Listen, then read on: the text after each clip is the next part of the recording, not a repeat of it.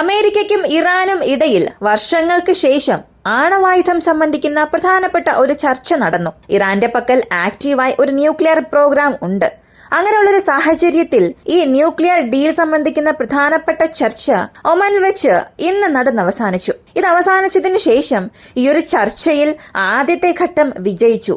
അടുത്ത ഘട്ടം അടുത്ത ബുധനാഴ്ച വീണ്ടും രണ്ട് രാജ്യങ്ങൾക്കുമിടയിൽ സംഭവിക്കും. ഇങ്ങനെയും ഒരു അറിയിപ്പ് പുറത്തുവിട്ടു. അപ്പോ ഈ വീഡിയോയിലൂടെ നമ്മൾ അറിയാൻ പോകുന്നതും ഈ ന്യൂക്ലിയർ ഡീൽ എന്താണ്. ഇറാന്റെ പക്കൽ ഇപ്പോ ആക്റ്റീവായി ഒരു ന്യൂക്ലിയർ പ്രോഗ്രാം ഉണ്ട്.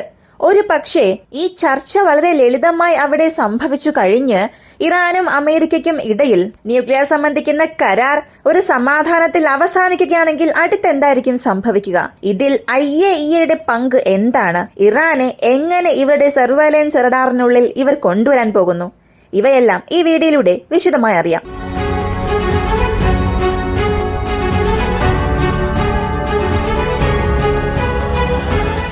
ലോകത്തിൽ തന്നെ വളരെ ശക്തിയാർന്ന ആയുധങ്ങളിൽ അണുവായുധങ്ങളെ വെല്ലാൻ ഇന്നുവരെയും മറ്റ് യാതൊരു ആയുധങ്ങൾക്കും സാധിച്ചിട്ടില്ല. അങ്ങനെയുള്ള ഈ ആയുധങ്ങൾ മലകൾക്കടിയിൽ, കടലിനടിയിൽ, ഭൂമിയുടെ ഒരു വലിയ മണൽത്തിട്ടയ്ക്ക് കീഴിൽ ഉണ്ടെന്നൊക്കെ നമ്മൾ ചിന്തിക്കാം.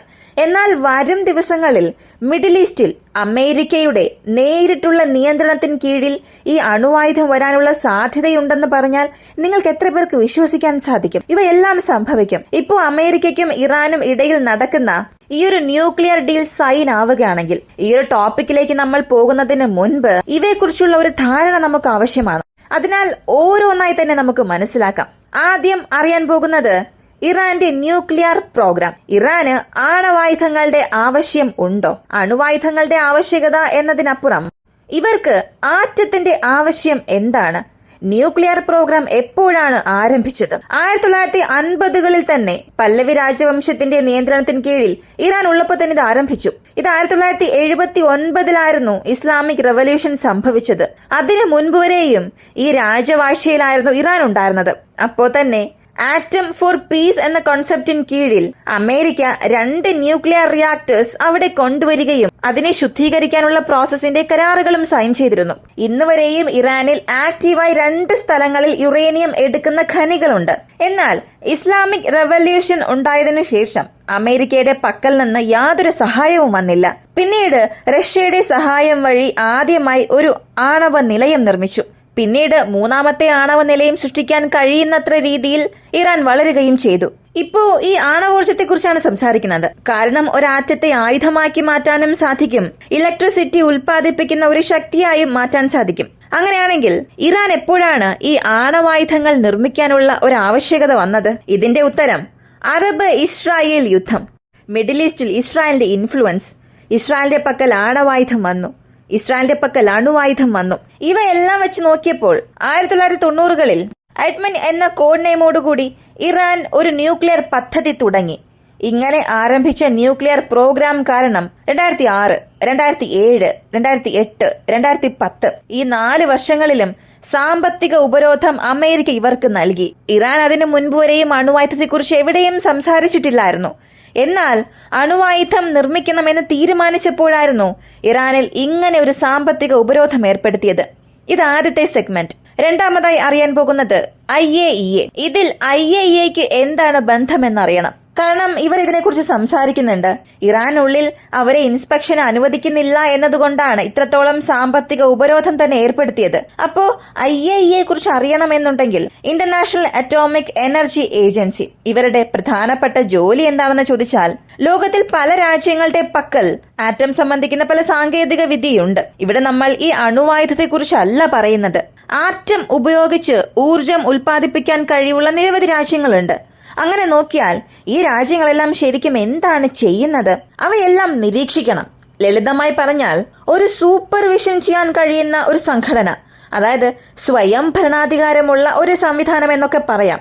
ഇവരിപ്പോ ചെയ്യുന്നത്, നിങ്ങൾ ഇപ്പോ ഒരു രാജ്യത്തിലെ നേതാവാണ്. നിങ്ങളുടെ രാജ്യത്തിൽ ഫോസിൽ ഫ്യൂൽസിലൂടെ നിങ്ങൾ അവിടെ ഇലക്ട്രിസിറ്റി നിർമ്മിക്കുകയാണ്. എന്നാൽ അതിന് പകരം നിങ്ങൾ ആണവോർജത്തിലേക്ക് മാറണം എന്ന് ചിന്തിക്കുമ്പോൾ അതിന്റെ അപേക്ഷ സമർപ്പിക്കണം.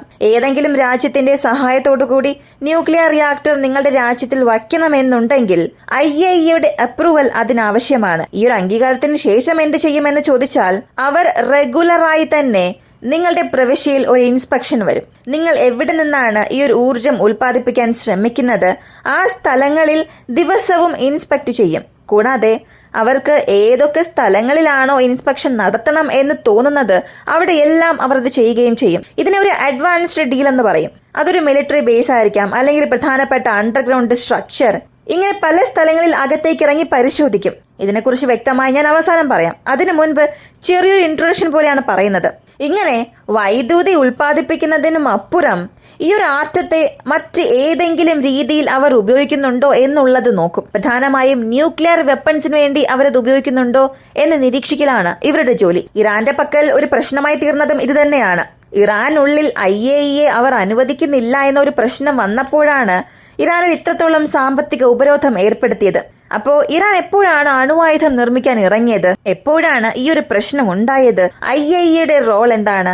ഇതൊക്കെ നിങ്ങൾക്കിപ്പോ മനസ്സിലായിട്ടുണ്ടാകും. ഇനി അടുത്ത പ്രധാനപ്പെട്ട പ്രശ്നത്തിലേക്ക് വരാം. നിലവിൽ സംഭവിച്ചിരിക്കുന്ന ഈ കാര്യങ്ങൾ നോക്കുമ്പോൾ ഒരു കാര്യം വ്യക്തമാണ്. ഒന്നാമത്തേത്, ന്യൂക്ലിയർ പ്രോഗ്രാം ഉപേക്ഷിക്കണം. ആ പ്രോഗ്രാം നിങ്ങൾക്ക് ആവശ്യം ഇല്ല. നിങ്ങൾ ഇനി ആ പ്രോഗ്രാം മുന്നോട്ട് കൊണ്ടുപോവുകയാണെങ്കിൽ എന്റെ സ്വാധീനം ഉപയോഗിച്ച് എനിക്ക് എന്തും ചെയ്യാൻ സാധിക്കും. ട്രംപിന്റെ പദ്ധതി അനുസരിച്ച് അദ്ദേഹത്തിന്റെ ലക്ഷ്യം ഒന്നേ ഒന്ന് മാത്രമാണ്, പീസ് ത്രൂ പവർ. അതായത് കൂടുതൽ അധികാരമുള്ള ഒരു വ്യക്തി തന്റെ അധികാരം ഉപയോഗിച്ച് തനിക്ക് മുൻപിലുള്ള ഒരു വ്യക്തിയുടെ മുഴുവൻ കഴിവിനെയും അധികാരത്തെയും അവസാനിപ്പിച്ച് അവിടെ ഒരു സമാധാനം കൊണ്ടുവരിക എന്നുള്ളതാണ് പീസ് ത്രൂ പവർ എന്ന് പറയുന്നത്. ഇപ്പോ അമേരിക്കയുടെ പ്രധാനപ്പെട്ട ഉദ്ദേശം എന്താണെന്ന് ചോദിച്ചാൽ, ഈ മാപ്പ് നിങ്ങൾ നോക്കുക. ഇത്രയും സ്ഥലങ്ങളിൽ ന്യൂക്ലിയർ റിസർച്ച് ഫെസിലിറ്റി ഇറാനുണ്ട്, ന്യൂക്ലിയർ റിയാക്ടേഴ്സും ഉണ്ട്. ഇപ്പൊ ആക്റ്റീവായി 2-3 സ്ഥലങ്ങളിലുള്ള ഫെസിലിറ്റീസ് മാത്രമാണ് പുറമേ അറിയുന്നത്. ഈ മാപ്പിലുള്ളതെല്ലാം ഇറാൻ പറഞ്ഞതല്ല. 2009 വെസ്റ്റേൺ ഇന്റലിജൻസ് വഴി പുറത്തു വന്ന ഒരു ഡേറ്റയാണ്. ഇനിയും എത്ര സ്ഥലങ്ങളിൽ ഇവർക്കുണ്ട് ഇതിനെക്കുറിച്ച് പൂർണ്ണമായ ഒരു വിവരം പോലും അറിയില്ല. ഇപ്പൊ അമേരിക്കയ്ക്കും ഇറാനും ഇടയിൽ ചർച്ച നടക്കുകയാണ്. അടുത്ത ഘട്ട ചർച്ചയും നടക്കാൻ പോകുന്നു.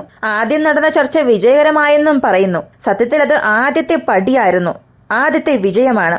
ഇറാനും അമേരിക്കയ്ക്കും ഇടയിൽ നേരിട്ടുള്ള ഒരു ചർച്ച.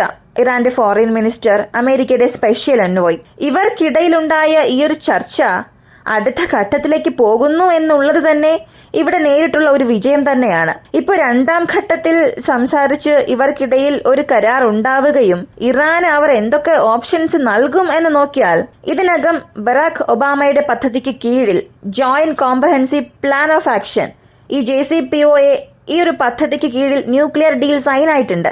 ലിമിറ്റേഷൻസ് ഇറാന് നൽകുകയും അതുവഴി സാങ്ഷൻസ് റിലീഫ് ചെയ്യുന്നത് പോലെയാണ്. കാരണം ഇറാൻ പോലുള്ള ഒരു സാമ്പത്തിക ഉപരോധമുള്ള രാജ്യം എടുത്താൽ ചില രാജ്യങ്ങളെ മാത്രമേ പറയാൻ സാധിക്കൂ. നോർത്ത് കൊറിയയും നമുക്കിതിൽ ചേർക്കാം. എന്നാൽ ഇപ്പോ പ്രസിഡന്റായിരിക്കുന്ന ട്രംപ് മുൻപ് അദ്ദേഹത്തിന്റെ ഭരണത്തിലുണ്ടായിരുന്നപ്പോൾ ഈ ഡീൽ റദ്ദാക്കി. ഒരു പക്ഷേ ഈ ഒരു ചർച്ച വിജയിക്കുകയാണെങ്കിൽ ഇറാൻ ഉള്ളത് 2 വഴിയായിരിക്കും. ഒന്നാമത്തേത്, അണുവായുധം നിർമ്മിക്കണം എന്ന് തീരുമാനിച്ചാൽ നിരവധി സാമ്പത്തിക ഉപരോധം ഞാൻ നിങ്ങളിൽ ഏർപ്പെടുത്തും. അതിനുശേഷം നിങ്ങളെ കൊണ്ട് നിവർന്ന് നിൽക്കാനേ സാധിക്കില്ല. അങ്ങനെയായിരിക്കും എന്റെ സ്വാധീനം ഉപയോഗിച്ച് ഞാൻ നിങ്ങളിൽ സാമ്പത്തിക ഉപരോധം ഏർപ്പെടുത്തുക. ഇതൊന്നാമത്തേത്. 2ാമത്തെ കാര്യം, ഈ അണുവായുധം എനിക്ക് വേണ്ട എന്ന് നിങ്ങൾ തീരുമാനിക്കുകയാണെങ്കിൽ നിങ്ങളിൽ ഏർപ്പെടുത്തിയിരിക്കുന്ന ഈ സാമ്പത്തിക ഉപരോധം എല്ലാം നീക്കം ചെയ്യും. പടിപടിയായി അതിനായിട്ടുള്ള ഒരു റിലീഫ് ഞാൻ നൽകും. ഇതിന് ഇറാൻ പറഞ്ഞിരിക്കുന്ന ഒരു അഭ്യർത്ഥന, ഞങ്ങൾ ഇവിടെ അണുവായുധം ഉപയോഗിക്കാൻ പാടില്ല, നിർമ്മിക്കാൻ പാടില്ല എന്നുണ്ടെങ്കിൽ മിഡിൽ ഈസ്റ്റ് ന്യൂക്ലിയർ ഫ്രീ സോണായി മാറണം. അതായത് ഇസ്രായേലിന്റെ പക്കൽ നിന്നും അണുവായുധം പുറത്തേക്ക് കൊണ്ടുപോകണമെന്നുള്ളതാണ് ഇവരുടെ ഈ ഒരു അഭിപ്രായം. എന്നാൽ അത് സംഭവിക്കാനുള്ള സാധ്യത ഒട്ടും തന്നെ ഇല്ല. കാരണം ഇസ്രായേലിന് അണുവായുധം നൽകിയത് തന്നെ അമേരിക്കയാണ്. അങ്ങനെയുള്ള അമേരിക്ക തന്നെ ഇസ്രായേലിന്റെ പക്കൽ നിന്നും അണുവായുധം തിരികെ എടുക്കില്ല. ശരി, ഇപ്പൊ ടോപ്പിക്കിലേക്ക് വരാം. ഇറാൻ ഇങ്ങനെ ഒരു ഡീലിന് ഓക്കെ പറഞ്ഞു. അണുവായുധം നിർമ്മിക്കുന്നതൊക്കെ അടുത്ത ഘട്ട സിനാരിയോ ആണ്. അതിലേക്ക് നമ്മളിപ്പോ പോകുന്നില്ല. IAEAയുടെ റോൾ എന്താണ്? എന്തൊക്കെ പ്രശ്നങ്ങൾ വരാൻ പോകുന്നു? അമേരിക്കയ്ക്ക് ഇത് കാരണം ഉണ്ടാകുന്ന ലാഭം എന്താണ്? അല്ലെങ്കിൽ അമേരിക്കയുടെ ഗെയിം പ്ലാൻ എന്തൊക്കെയാണ്? ഇതൊക്കെ നമുക്ക് ആദ്യം മനസ്സിലാക്കാം. ഇറാൻ ഈ ഡീലിന് സമ്മതിക്കുകയാണെങ്കിൽ ആദ്യമായി IAEAയ്ക്കും ഇറാനും ഇടയിൽ ഒരു കോംപ്രഹെൻസീവ് അഗ്രിമെന്റ് സൈൻ ആകും. ഇത് സൈൻ ചെയ്തതിനു ശേഷം ഇറാൻ പൂർണ്ണമായും IAEAക്കുള്ള ഒരു ആക്സസ് നൽകണം. ഈ മാപ്പ് നിങ്ങൾ ഒരിക്കൽ കൂടെ നോക്കുക. ഇതിലുള്ള അത്രയും സ്ഥലങ്ങളിൽ IAEA എപ്പോ വേണമെങ്കിലും വരാം. അവർക്ക് വരാം എന്ന് പറഞ്ഞാൽ, അതായത് ഞങ്ങൾ ഇന്ന ദിവസം നിങ്ങളുടെ സൈറ്റിലേക്ക് ഇൻസ്പെക്ഷന് വരാൻ പോവുകയാണ്, ഡേറ്റ് ടൈം എല്ലാം തന്നെ പറഞ്ഞു കൊടുക്കും. ഇന്റർനാഷണൽ അറ്റോമിക് എനർജി ഏജൻസി അതിന്റെ ഒരു ഷെഡ്യൂൾ നൽകും. ഇനി ഒരു അഡീഷണൽ എഗ്രിമെന്റ് എന്നൊരു കാര്യം കൂടെ ഉണ്ട്. അതായത് ഒരു 2 മണിക്കൂറിന് മുൻപ് അനൗൺസ്മെന്റ് നൽകും. ഞാൻ ഈ ഫെസിലിറ്റിയിൽ സൈറ്റ് വിസിറ്റ് ചെയ്യാൻ പോവുകയാണ്, ഒരു ഇൻസ്പെക്ഷൻ നടത്താൻ പോകുന്നുവെന്ന് പെട്ടെന്നൊരു അറിയിപ്പ് നൽകും. ഒരു പക്ഷെ ആ ഏത് ഫെസിലിറ്റിയിലാണ് വരുന്നത് എന്ന് പോലും പറയാതെ ആയിരിക്കും വരുന്നത്. എന്നാൽ ഈ അഡീഷണൽ എഗ്രിമെന്റ് ഇതിൽ ടൈമും സമയവും സ്ഥലവും ഒന്നും പറയാതെ അകത്തേക്ക് പോവുക മാത്രമല്ല ചെയ്യുന്നത്. പകരം റേഡിയേഷൻ എവിടെയെങ്കിലും അധികമാകുന്നുണ്ടോ എന്നുള്ളത് നിരീക്ഷിച്ച് അത് റിപ്പോർട്ട് ചെയ്യും. വെപ്പൺ ഗ്രേഡ് യുറേനിയം 90% വരെയും ശുദ്ധീകരിക്കണം. അങ്ങനെ ശുദ്ധീകരിച്ചാൽ മാത്രമേ അതുപയോഗിച്ച് അണുവായുധം നിർമ്മിക്കാൻ സാധിക്കൂ. അതും ഒരു മാസ് ഡിസ്ട്രക്ഷൻ നൽകുന്ന അണുവായുധം നിർമ്മിക്കാൻ കഴിയും. എന്നാൽ 20 മുതൽ 30% യുറേനിയം ശുദ്ധീകരിച്ചാൽ മാത്രം മതി. അതിനെ ന്യൂക്ലിയർ ഫ്യൂവലായി ഉപയോഗിക്കാൻ സാധിക്കും. എല്ലാത്തിലും ഉപയോഗിക്കാൻ സാധിക്കും. പ്രധാനമായും ഈ അന്തർവാഹിനികളിൽ ഉപയോഗിക്കാം. അതിനൊക്കെ യുറേനിയം വെറും 20-30% ശുദ്ധീകരിച്ചാൽ മാത്രം മതി. വർഷങ്ങളോളം, പതിറ്റാണ്ടുകളോളം നമുക്ക് ഫ്യൂവലായി അത് ഉപയോഗിക്കാൻ സാധിക്കും. അപ്പോൾ ഈ സൈറ്റ് വിസിറ്റ് ചെയ്യുന്ന IAEA ആദ്യം നോക്കുന്നത് ഇറാൻ എന്തിനു വേണ്ടിയാണ് ഇറാൻ ഈ ആണവോർജം എന്തിനു വേണ്ടിയാണ് ഉപയോഗിക്കുന്നത്? ഇവർ മറ്റെന്തെങ്കിലും പദ്ധതികൾ ചെയ്യുന്നുണ്ടോ? മറ്റെന്തെങ്കിലും മാറ്റി നിർമ്മിക്കാൻ ശ്രമിക്കുന്നുണ്ടോ? ഇതൊക്കെ അറിയാനായി അവിടെയുള്ള ഒരു മെഷീനിൽ ഇവർ ഒരു സീൽ വയ്ക്കും. ആ ഒരു സീലിംഗ് കഴിഞ്ഞ് അവരത് ഉപയോഗിക്കുകയാണെങ്കിൽ, അല്ലെങ്കിൽ അതിനുമപ്പുറം അവർ മറ്റേതെങ്കിലും ഔട്ട്പുട്ടിന് ശ്രമിക്കുകയാണെങ്കിൽ ആ സീൽ അവിടെ ബ്ലോക്ക് ആകാൻ തുടങ്ങും. അല്ലെങ്കിൽ അതിൽ എന്തെങ്കിലും മാറ്റി നിർമ്മിക്കാൻ ശ്രമിക്കുകയാണെങ്കിൽ ആ ഒരു അലാം ഉടൻ തന്നെ ആക്ടിവേറ്റ് ചെയ്യപ്പെടും. ഈ അലാം ആക്ടിവേറ്റ് ആയതിനു ശേഷം ഇതിന്റെ അലേർട്ട് IAEAക്ക് നേരിട്ട് തന്നെ ലഭിക്കും. ഇങ്ങനെ ചെറിയ ചെറിയ മൊമെന്റ്സിനെല്ലാം നിരീക്ഷിക്കും. മാത്രവുമല്ല, സാറ്റലൈറ്റ് ഇമേജറി വഴി എവിടെയെങ്കിലും ഹെവി കൺസ്ട്രക്ഷൻ നടക്കുന്നുണ്ടോ, അല്ലെങ്കിൽ മറ്റെന്തെങ്കിലും ഹെവി ട്രാൻസ്പോർട്ട് മൂവ്സ് എവിടെയെങ്കിലും സംഭവിക്കുന്നുണ്ടോ, ഈ കാര്യങ്ങളെല്ലാം 24 മണിക്കൂറും ആഴ്ചയിൽ 7 ദിവസവും നിരീക്ഷിച്ചുകൊണ്ടേയിരിക്കും. കൂടാതെ എവിടെയെങ്കിലും ഒരു ഡൗട്ട് വരികയാണെങ്കിൽ അത് റിപ്പോർട്ടും ചെയ്യും. ഇപ്പോ മെഷീൻ ഓവർലോഡ് നൽകിയാലോ, അല്ലെങ്കിൽ നൽകിയ ജോലിക്കും അപ്പുറം മറ്റേതെങ്കിലും രീതിയിൽ അതിനെ പ്രവർത്തിപ്പിക്കാൻ ശ്രമിച്ചാലോ ഒരു അലേർട്ട് നൽകും എന്ന് പറഞ്ഞല്ലോ. അതുപോലെ ഏതെങ്കിലും ഒരു സ്ഥലത്ത് അതിന്റെ റേഡിയേഷൻ ലെവൽ അധികമായാൽ സോയിൽ സാമ്പിൾസ് എടുത്ത് അതിനെ നിരീക്ഷിച്ച് അതിലൂടെ ഇറാൻ ഇതാണ് ചെയ്യാൻ ഉദ്ദേശിക്കുന്നത് എന്നൊക്കെ അവർ കണ്ടുപിടിക്കുകയാണെങ്കിൽ അടുത്ത ഘട്ടമായി എന്ത് സംഭവിക്കും എന്നറിയണ്ടേ? IAEAക്ക് ഇത്രത്തോളം അധികാരമുണ്ടെങ്കിൽ അവരെ കൊണ്ട് ശിക്ഷ നൽകാനും കഴിയുമോ എന്നൊക്കെ ചോദിക്കാം. സത്യത്തിൽ ഈ അധികാരം മാത്രമേ ഉള്ളൂ, ഒരു വാച്ച് ഡോഗ് മാത്രമാണ്. ഇവരെ കൊണ്ട് നടക്കുന്ന കാര്യങ്ങളെല്ലാം നിരീക്ഷിക്കാൻ കഴിയും എന്നതല്ലാതെ തീരുമാനമെടുക്കേണ്ട അധികാരം ഇവരുടെ പക്കൽ അത്രത്തോളം ഒന്നുമില്ല.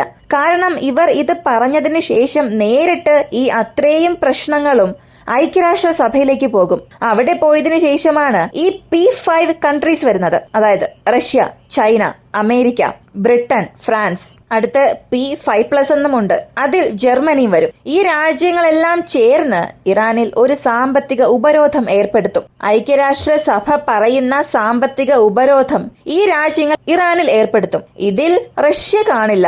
ചൈനയുടെ കാര്യം എന്താണെന്ന് അറിയില്ല. ബാക്കിയുള്ള എല്ലാ രാജ്യങ്ങളും ചേർന്ന് ഹെവി എക്കണോമിക് സാങ്ഷൻസ് ആയിരിക്കും ഈ പ്രൂഫിനെ അടിസ്ഥാനമാക്കി ഇറാനിൽ ഏർപ്പെടുത്തുക. ഇതാണ് 2006-ലും 2007-ലും 2008-ലും 2010-ലും സംഭവിച്ചത്. ഇന്നുവരെയും 4 സെറ്റ് ഓഫ് സാമ്പത്തിക ഉപരോധം ന്യൂക്ലിയർ പ്രോഗ്രാമിനെ മാത്രം അടിസ്ഥാനമാക്കി നൽകിയിട്ടുണ്ട്. കൂടാതെ ഇവിടെ ബാലിസ്റ്റിക് മിസൈൽ പ്രോഗ്രാം. ഇതൊക്കെ ഇറാനിൽ ഏതൊക്കെ വിധത്തിൽ സാമ്പത്തിക ഉപരോധം ഏർപ്പെടുത്താമോ ആ വിധത്തിലെല്ലാം ഏർപ്പെടുത്തി. ഇപ്പൊ പറയുന്നത് ഈ ആറ്റം സംബന്ധിക്കുന്ന സാമ്പത്തിക ഉപരോധം മാത്രമാണ്. ഇങ്ങനെ IAEA റിപ്പോർട്ട് തയ്യാറാക്കി കൊടുത്തതിന് ശേഷം എങ്ങനെയെല്ലാം ഇറാനിൽ ഒരു സാമ്പത്തിക ഉപരോധം നൽകാൻ കഴിയുമോ അത്രയും ഐക്യരാഷ്ട്ര സഭയും അവർക്ക് കീഴിലുള്ള പ്രധാനപ്പെട്ട ഈ രാജ്യങ്ങൾ കാരണവും നൽകും. ഇതാണ് ഇതിന്റെ മുഴുവൻ സ്ട്രക്ചർ. ഇങ്ങനെയാണ് ഈ പ്രോഗ്രാം വർക്കാകുന്നത്. ഇപ്പോ ഇറാന് ഇത് കാരണം എന്തൊക്കെ നന്മയായിരിക്കും ഉണ്ടാവുക? ഇറാൻ അവരുടെ അണുവായുധം ത്യാഗം ചെയ്യുകയാണെങ്കിൽ സാമ്പത്തികമായി അവർക്ക് മുകളിലേക്ക് വരാൻ സാധിക്കും. എന്നാൽ ഇതിന് അമേരിക്ക സമ്മതിക്കണം. അമേരിക്ക സമ്മതിച്ചാലും അമേരിക്കയ്ക്ക് പുറകിലുള്ള ഇസ്രായേൽ ഒരിക്കലും ഇറാന്റെ വളർച്ച ആഗ്രഹിക്കില്ല. ഇറാൻ ഇനി എക്കണോമിക് സാങ്ഷൻസ് നീക്കം ചെയ്യുകയാണ്. സാമ്പത്തിക ഉപരോധത്തിൽ നിന്നും അവരെ നീക്കം ചെയ്യുകയാണെങ്കിൽ പുറമേ ഒരല്പം പോലും അറിയാത്ത, കാണാൻ പറ്റാത്ത രീതിയിൽ അണ്ടർഗ്രൗണ്ടിൽ സംഭവിക്കുന്ന കാര്യങ്ങൾ വെച്ച് അവരെ കൊണ്ട് തീർച്ചയായും അണുവായുധം നിർമ്മിക്കാൻ സാധിക്കും. എന്നാൽ അതിൽ ഒരു പ്രധാനപ്പെട്ട ഗെയിം പ്ലേ അമേരിക്കയുടെ പക്കലാണുള്ളത്. നേരിട്ട് എപ്പോഴും 24/7 ഒരു നിരീക്ഷണത്തിൽ വയ്ക്കുകയും IAEA ഒരു ടൂളായി ഉപയോഗിക്കുകയും മുഴുവനായും ഇറാനെ അവരുടെ നിയന്ത്രണത്തിന് കീഴിൽ തന്നെ കൊണ്ടുവരും. വീണ്ടും ഒരു കാര്യം പറയാം, അമേരിക്ക എത്ര തന്നെ അവരുടെ സർവൈലൻസ് അവിടെ ഉപയോഗിച്ചാലും ഇതിനകം അമേരിക്കയെ തന്നെ പറ്റിച്ചുകൊണ്ട് പല രാജ്യങ്ങളും അണുവായുധം കണ്ടുപിടിച്ചിട്ടുണ്ട്. എന്നാൽ അപ്പോഴുണ്ടായിരുന്ന സാങ്കേതിക വിദ്യയും ഇപ്പോഴുള്ള സാങ്കേതിക വിദ്യയും ഒക്കെ വ്യത്യസ്തമാണ്. ഇപ്പോ ഈ ഒരു ഡീൽ വിജയകരമായി അവസാനിച്ചാൽ അമേരിക്കയ്ക്ക് അതൊരു വലിയ കാര്യമായി തോന്നാം, ഒരു നേട്ടമായി തോന്നാം. ഇറാനെ അണുവായുധങ്ങൾ നിർമ്മിക്കുന്നതിൽ നിന്നും ഞങ്ങൾ മാറ്റി നിർത്തി എന്നൊക്കെ. പക്ഷെ മറുവശത്ത് എന്റെ സാമ്പത്തിക ഉപരോധം നിങ്ങൾ മാറ്റിയാൽ എന്നെ കൊണ്ട് എത്രത്തോളം പോകാൻ കഴിയുമെന്നുള്ളത് ഞാൻ കാണിച്ചു തരുമെന്ന രീതിയിൽ ഇറാനും കാത്തിരിക്കുകയാണ്. അപ്പോ ഇതാണ് ഇവിടെ സംഭവിക്കുന്ന കാര്യങ്ങൾ. നമുക്ക് എന്തായാലും കാത്തിരുന്ന് തന്നെ കാണാം ഇതിൽ ആരാണ് വിജയിക്കാൻ പോകുന്നത്, അല്ലെങ്കിൽ ആര് വിചാരിക്കുന്നത് ഈ ഡീലിൽ സംഭവിക്കുമെന്നൊക്കെ. എന്നെ സംബന്ധിച്ച് ഇറാൻ ഈ ഒരു ഡീലിനെ സമ്മതിക്കുന്നത് നല്ലൊരു തീരുമാനമായിരിക്കും. ഇങ്ങനെ സമ്മതിച്ചാൽ മാത്രമേ അവരുടെ സമ്പദ് വ്യവസ്ഥ ഒന്ന് സ്റ്റേബിൾ ആക്കാൻ സാധിക്കൂ. ഇറാൻ ഇപ്പോ വ്യോമസേന ഇല്ല, എല്ലാം ഇവരുടെ ഈ സാങ്ഷനുള്ളിലാണ് ഉള്ളത്. അതിന്റെ സ്പെയർ പാർട്സും ഇല്ല. അപ്പോ ഇറാനെ സംബന്ധിച്ച് ആദ്യം എക്കണോമി ബിൽഡ് ചെയ്തതിനു ശേഷം ജനങ്ങൾക്ക് ആവശ്യമായ കാര്യങ്ങളെല്ലാം ചെയ്തിട്ട് പിന്നീട് ആർമിയിൽ കോൺസെൻട്രേറ്റ് ചെയ്യുന്നതായിരിക്കും ഇറാന് നല്ലൊരു തീരുമാനം. എന്നാൽ നമ്മൾ പറയുന്നത് ആരും കേൾക്കില്ലല്ലോ. ഇത് നമ്മുടെ ഒരു അഭിപ്രായം മാത്രമാണ്. നിങ്ങളുടെ അഭിപ്രായം എന്താണെന്നുള്ളത് കമന്റിൽ പറയുക. ഇങ്ങനെയുള്ള വീഡിയോസ് കാണാൻ താല്പര്യമുള്ളവരാണ് നിങ്ങളെങ്കിൽ ഇപ്പൊ തന്നെ നമ്മുടെ ചാനൽ സബ്സ്ക്രൈബ് ചെയ്യുക. മറ്റൊരു വീഡിയോയുമായി വീണ്ടും കാണാം.